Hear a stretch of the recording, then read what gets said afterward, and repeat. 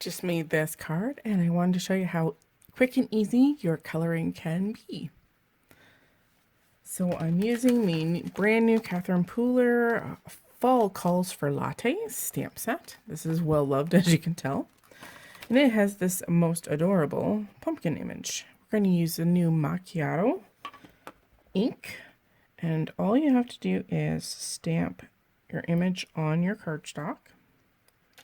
You're going to also need a stamped image on a piece of masking paper. I just happen to have a big roll. And then you're going to take your scissors and you're going to fussy cut out the inside of the image. Yep, you're going to cut out the hole. So take that image, your scissors, and then what you're going to do is you're going to take your voided image, and I gave myself a very large amount of space around. This just makes it easier to get in a larger blending brush when I want to add my ink. You're going to place it right over top your image. And I hope it cooperates when you do this.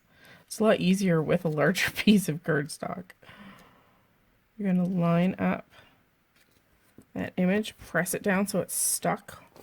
We're going to bring in our previously released ginger and our new released spice. This is part of the neutrals. I'm just tapping it off on the side here, and then all you have to do is brush on your color. When you have images like this that have small details, you'll just have to pounce it lightly.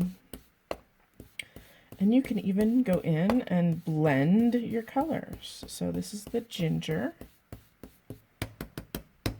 And then you're going to go in with a little bit deeper spiced.